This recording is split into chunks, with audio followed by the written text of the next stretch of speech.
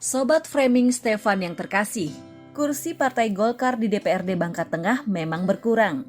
Tahun 2014 Golkar mendapat 8 kursi di DPRD Bangka Tengah. Lantas pada tahun 2019 kursi Golkar melorot ke 4 kursi. Hanya saja ada fakta menarik di balik itu. Fakta itu adalah seorang kader Golkar Bangka Tengah tetap mempertahankan reputasi sebagai peraih suara tertinggi untuk DPRD yang bertahta di Kota Koba itu. Pada tahun 2014, kader ini meraih 2000-an suara. Tahun 2019 perolehan suaranya meningkat mencapai 3000-an. Sobat-sobat Framing Stefan, mau tahu siapakah dia? Mau tahu juga strategi komunikasi politiknya? Saksikan tayangan berikut ini.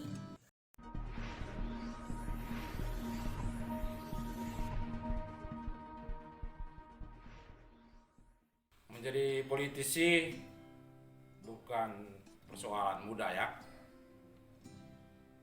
Bahkan mempunyai beban moral yang sangat luar biasa, sangat tinggi.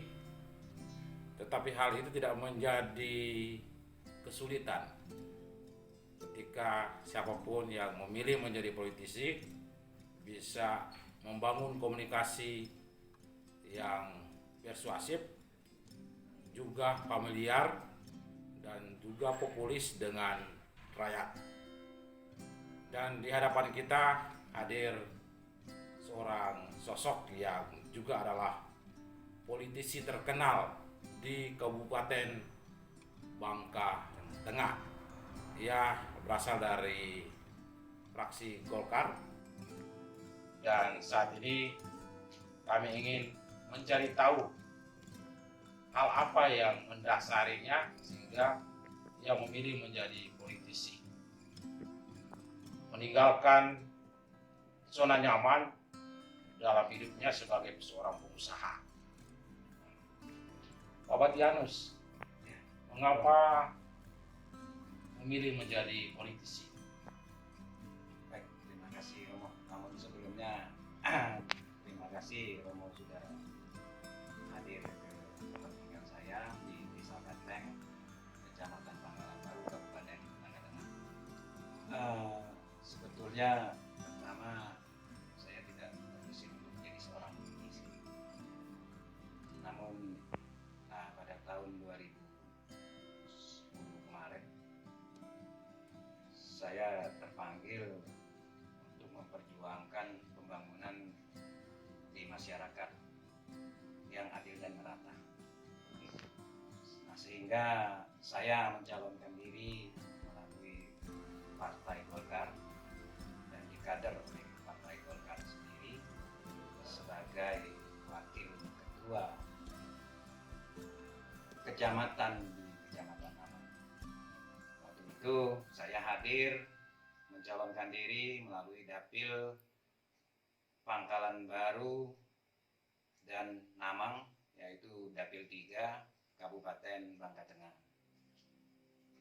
Jadi beriring waktu berjalan, Romo, jadi secara tidak langsung menjadi anggota DPRD berarti menjadi seorang politikus. Nah, kebetulan lahir saya menjadi politikus Golkar dari Partai Golkar. Begitu. Ya, oke.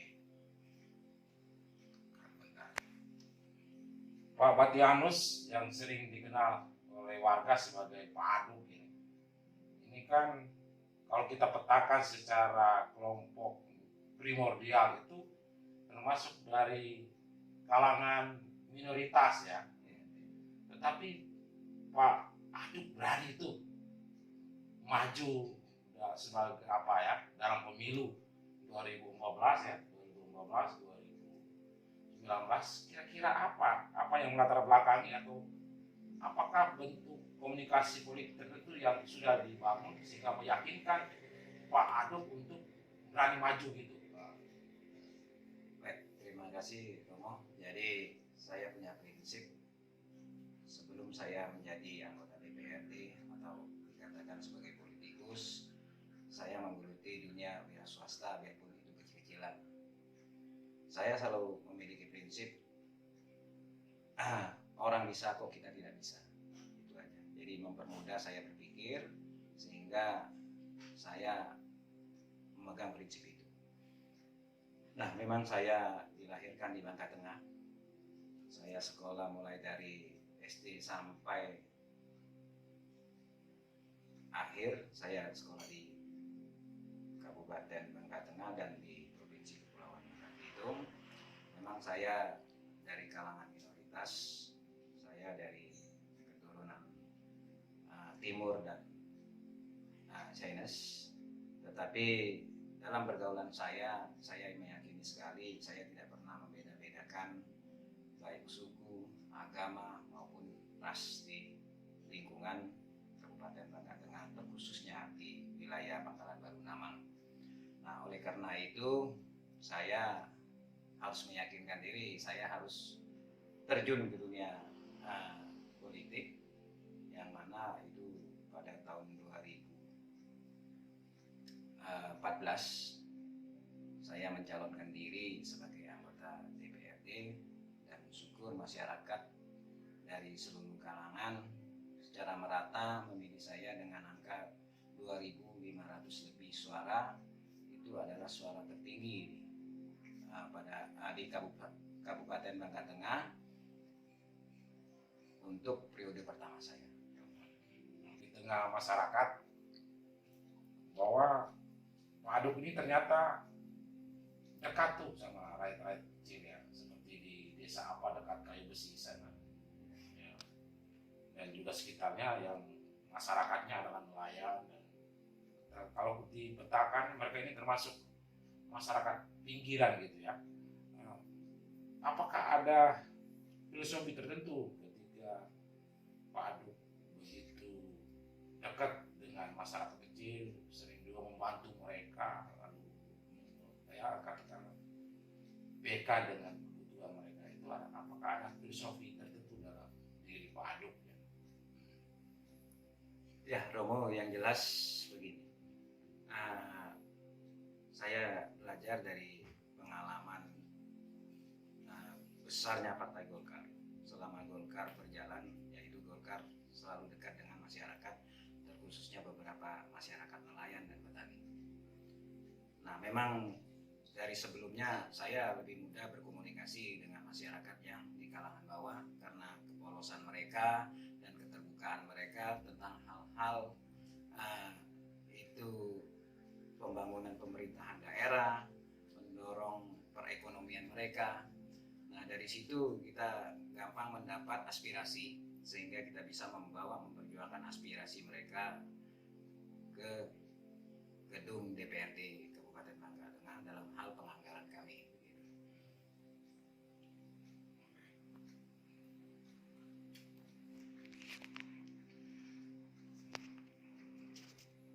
Tadi Pak Aduk menyebut anggaran ya. Kira-kira selama 2 periode di DPR ini fokus Pak Aduk untuk membantu rakyat itu di anggaran, katakan memperjuangkan budgeting anggaran itu, kira-kira fokusnya ke bidang mana selama 2 periode ini? Oke, jadi tugas pokok kami di DPRD yaitu selain budgeting, yaitu penganggaran, kami juga melakukan pengawasan dan termasuk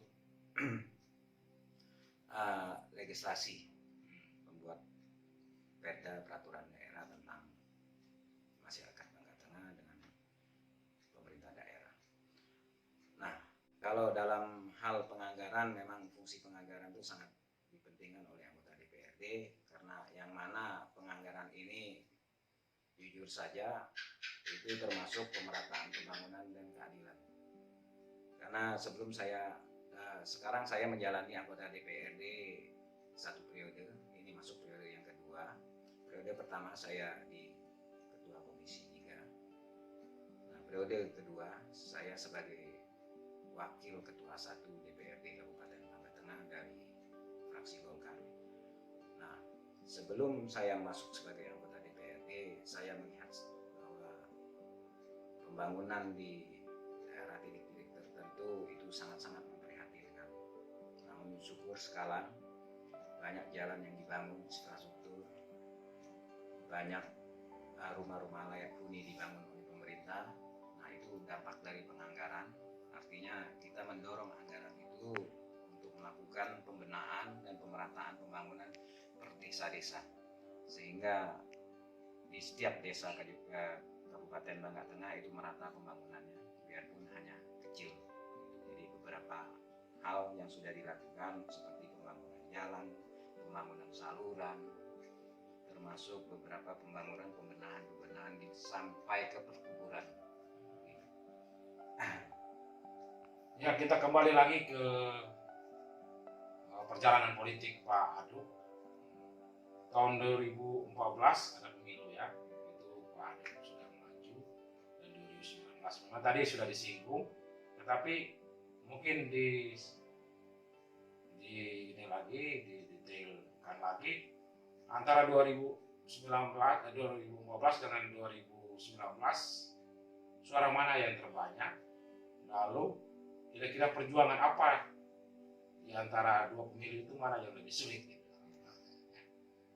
Baik, kalau masalah perjuangan Romo sama-sama sulit. Oh, sama sulit. Jadi 2014 juga sulit, apalagi 2019. Nah, kalau melihat dari awal 2014 pertama kali maju, tentunya agak lebih sulit sedikit, karena kan mungkin secara popularitas saya belum terlalu dikenal masyarakat. Dan perolehan di 2014 itu saya memperoleh suara 2.528 suara, yaitu suara terbesar di Kabupaten Bangka Tengah. Nah, masuk di pemilu 2019 ini sebetulnya pemilu yang melelahkan. Pemilu yang melelahkan dikarenakan pemecahan TPS itu dijadikan lebih banyak jumlah TPS-nya, sehingga perhitungan suara sampai dini hari belum selesai. Nah, jadi input data kami juga keterlambatan. Nah, menyangkut persaingan di pemilu 2019, ya tentu persaingan ya sangat-sangat berat juga kan, di mana konsentrasi massa itu tidak lagi berkonsentrasi pada siapa putra daerah atau bagaimana, yang jelas mereka banyak terpengaruh dengan money politik.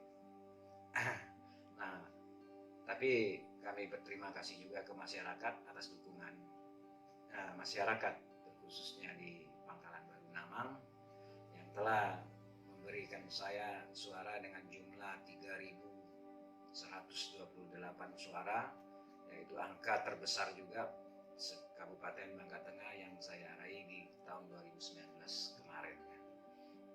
Syukur, dan saya masih dipercaya oleh masyarakat. Mudah-mudahan amanah yang diberikan ini terus saya perjuangkan untuk kesejahteraan masyarakat kami. Kira-kira bisa ceritakan sedikit bagaimana perasaan ketika mendapatkan suara terbanyak gitu? Ya, kalau masalah perasaan biasa-biasa saja. Oh. Karena kita sebelumnya memang sudah lama menjalin komunikasi, membangun emosional kepada masyarakat pemilih kami. Jadi tidak terlalu susah juga kami untuk meraih suara itu, karena kami cukup berkomunikasi kembali, minta bantuan dan mohon doanya, sehingga kami mendapat peraih suara 3.128 tadi. Terkait permasalahan kalau di DPRD, biarpun jumlah suaranya tertinggi, mungkin tidak ada yang diberi rewardnya. Paling kita dari partai, makanya partai mempercayai kita untuk menjadi pimpinan DPRD melalui Partai Golkar, bahwa saya dipercayakan untuk menjadi pimpinan DPRD Kabupaten Bangka Tengah, karena Golkar memiliki kursi hanya 4, itu kalah dengan partai lain, partai PDI, sehingga Golkar hanya mendapatkan wakil ketua 1 DPRD Kabupaten Bangka Tengah. Periode yang lalu Golkar memiliki 8 kursi dan Golkar berhak mendapatkan ketua DPRD Kabupaten Bangka Tengah. Meraih suara terbanyak di Kabupaten Bangka Tengah, lalu juga dari fraksi Golkar termasuk yang pertama, jadi mendapatkan jatah wakil ketua satu ya. Kira-kira apa pengalaman menarik selama menjadi wakil ketua satu DPRD Bangka Tengah ini? Ya, yang jelas di internal lembaga DPRD kami sebagai pimpinan kami bisa membangun komunikasi yang baik lintas komisi. Artinya kami harus menjaga komunikasi, harmonisasi sesama anggota DPRD. Yang kedua, eksternal. Kami bisa berkomunikasi secara langsung dalam hal pembangunan dan pemberdayaan masyarakat Bangka Tengah kepada pihak pemerintah daerah, yaitu eksekutif melalui Pak Sekda dan Pak Bupati. Nah, namun ada hal juga yang terkadang kami juga posisi di wakil ketua, kami berada sebagai koordinator komisi atau koordinator pansus tertentu, sehingga kami harus memiliki tanggung jawab yang berat pada seluruh anggota kami, baik masalah permasalahan kerja maupun hubungan secara internal ataupun eksternal anggota kami dengan lembaga-lembaga yang lain. Saat ini kan pasti Pak Aduk semakin mengenal tentang peta masyarakat, terutama dari masyarakat di dapil Pak Aduk di Kecamatan Amang dan Pangkalan Baru. Kira-kira sedikit menjelaskan atau mendeskripsikan masyarakat Kabupaten Amang itu bagaimana, dari terus kehidupan ekonomi mereka, lalu kehidupan sosial mereka, dan lain sebagainya, lalu bagaimana dengan masyarakat Pangkalan Baru. Kalau masyarakat di dapil saya di Kecamatan Amang, karena kita dapil ini terdiri dari 2 kecamatan, yaitu Kecamatan Pangkalan Baru dan Kecamatan Amang, yang jumlah desanya Kecamatan Pangkalan Baru berjumlah 12 desa, 11 desa 1 kelurahan. Sedangkan Kecamatan Amang terdiri dari beberapa desa. Jadi kalau dilihat kalau di Kecamatan Amang itu pergerakan ekonomi bersumber dari pergerakan pertanian. Jadi kehidupan masyarakat lebih mengarah pada pertanian sesuai dengan RT RW yang telah kami buat. Jadi kita memfokuskan bahwa Amang itu sebagian besar itu adalah kawasan pertanian perkebunan. Nah, ke sebelah sini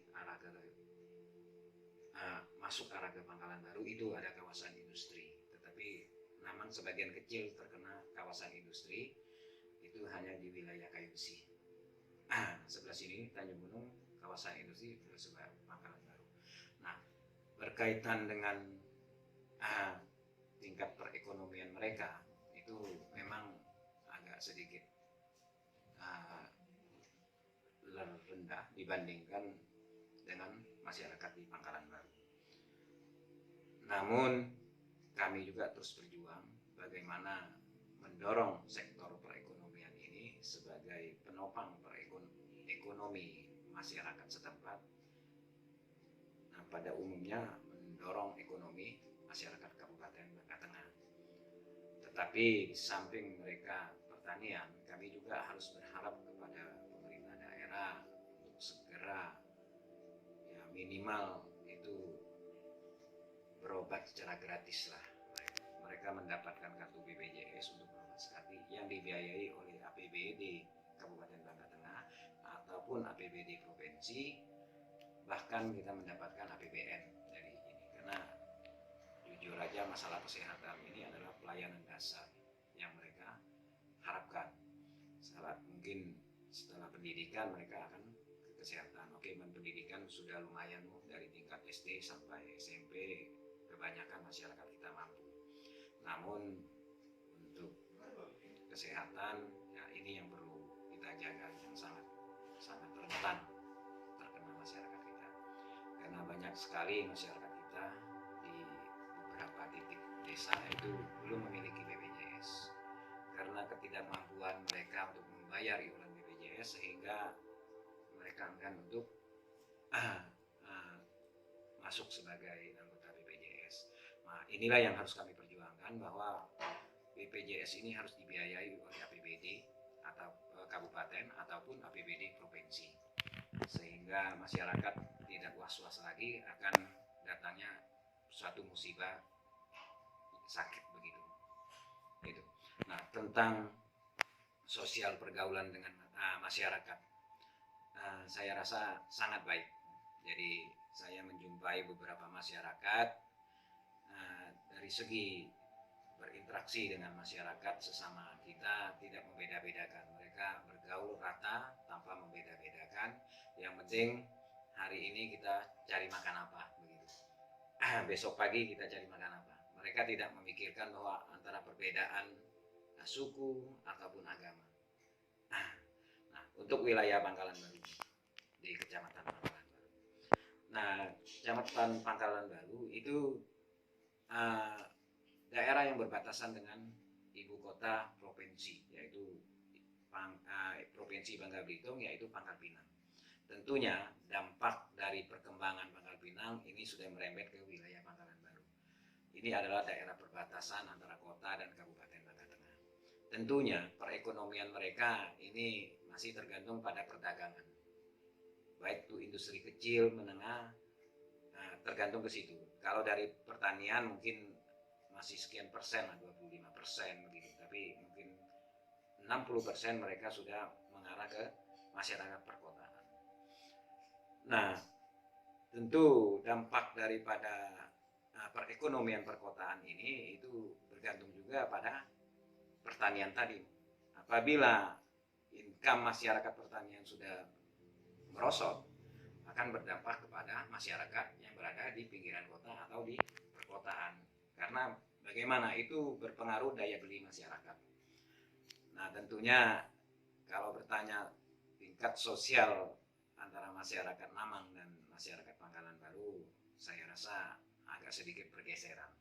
Karena mereka terpengaruh perkotaan, sedangkan masyarakat Kabupaten Mamang masih baru mulai beralih transisi.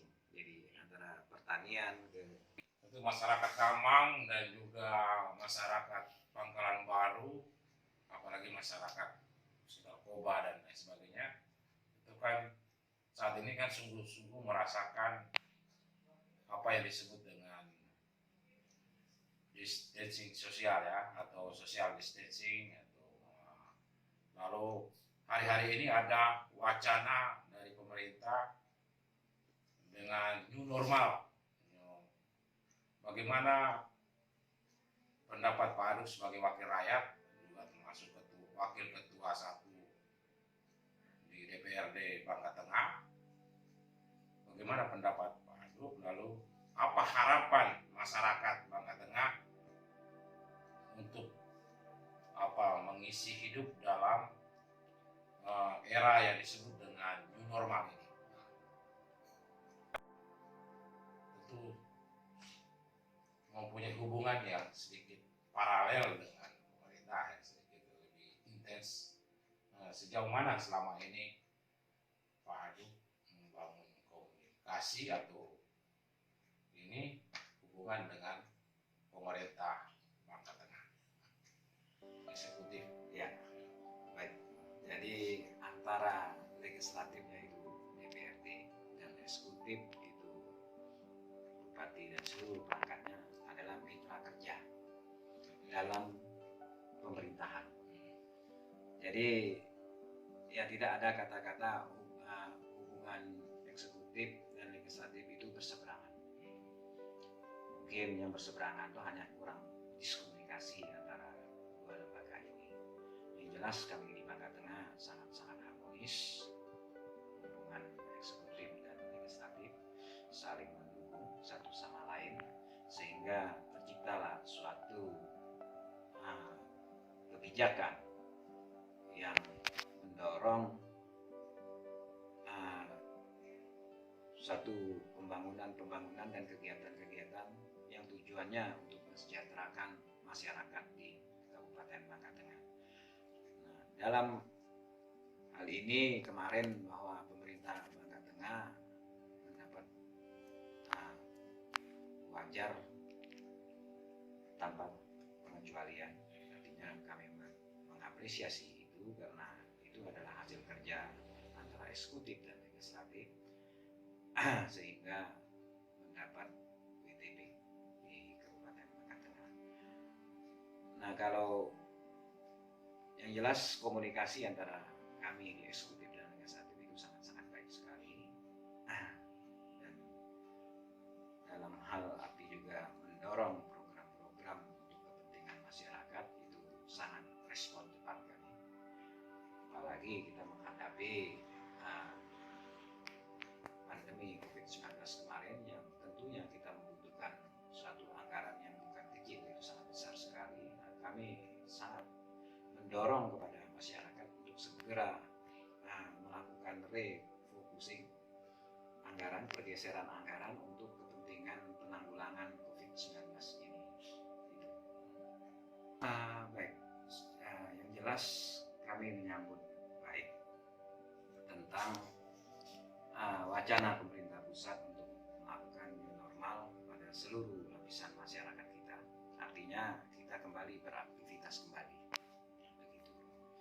Jadi kami sangat berharap ini masyarakat tetap beraktivitas, namun tetap menjaga social distancing. Artinya kita jaga jarak, harus pakai masker, cuci tangan, dan yang lain-lainnya. Begitu. Jadi karena bagaimanapun dengan adanya normal baru yang harus kita temui pada hari ini, mungkin akan terus ke depannya ini akan membangun kembali perekonomian kita yang akan datang. Nah, jujur aja sekarang masyarakat sangat-sangat terpuruk, terkhususnya kami masyarakat di Kabupaten Bangka Tengah dengan kondisi pandemi COVID-19 ini yang kami sangat mengkhawatirkan bahwa daya beli sudah mulai merosot tajam, pengangguran yang sangat-sangat mulai melonjak angkanya karena sulit sekali untuk mendapatkan pekerjaan yang diikuti dengan harga-harga bahan pokok terus melonjak tinggi, sehingga kesulitan masyarakat kami dalam hal memenuhi kebutuhan hidup mereka.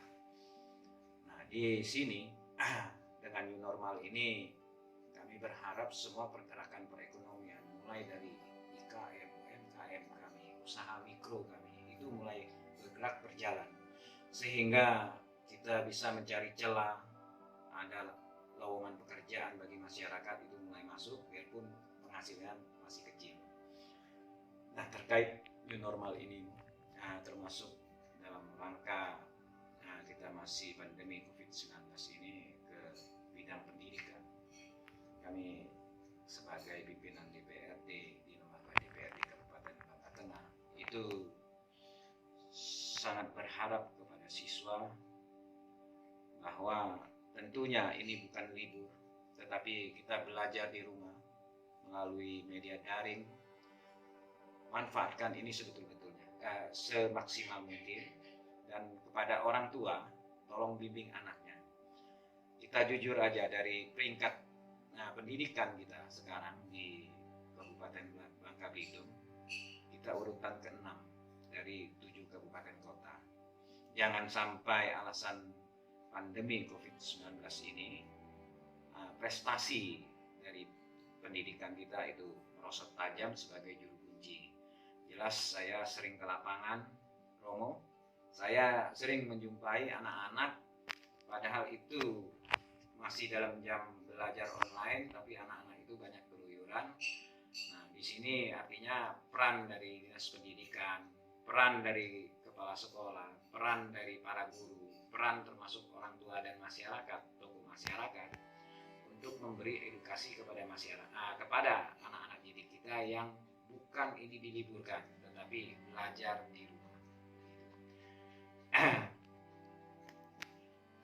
Kembali lagi ke ini kondisi perekonomian masyarakat, yang mana pada hari ini semua nilai harga-harga jual produk pertanian kita ini kebanyakan merosot harga-harga jual, sehingga para petani kami di desa itu sangat kesusahan dalam hal untuk mendapatkan income yang sesuai untuk memenuhi kebutuhan sehari-hari mereka. Nah, memang betul bahwa BLT sudah diluncurkan oleh pemerintah. Mungkin tidak seluruh masyarakat kami yang mendapatkan BLT, tapi banyak lagi masyarakat kami yang tidak mendapatkan BLT.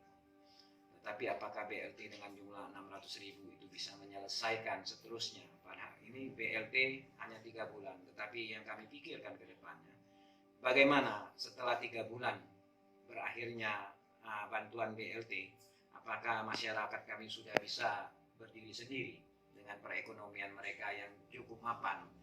Nah, inilah yang perlu kita pikirkan semuanya, bagaimana membangun kembali sektor perekonomian ini melalui UMKM kita, melalui IKM kita, melalui usaha mikro kita yang ada di Kabupaten Bangka Tengah ini. Kami yakin kalau bersama mungkin kita bisa cepat mendorong perekonomian ini, sehingga new normal ini sebagai hidup baru dan perekonomian baru kembali. Baik, kepada seluruh masyarakat Bangka Tengah, saya pimpinan DPRD Kabupaten Bangka Tengah menyarankan, mendorong agar kita semuanya melaksanakan new normal yang dicanangkan oleh pemerintah pusat dengan penuh disiplin sesuai dengan protokol COVID-19 ini, menjaga jarak, menggunakan masker, mencuci tangan, sehingga mudah-mudahan COVID-19 ini segera berakhir dan berlalu. Kita tetap melaksanakan aktivitas kita seperti biasa dan meraih kembali kebebasan dalam hidup kita. Terima kasih banyak. Ya, terima kasih Pak Batianus. Pemirsa di rumah, dimanapun Anda berada, itulah wawancara kami dengan Pak Batianus, Sarjana Ekonomi.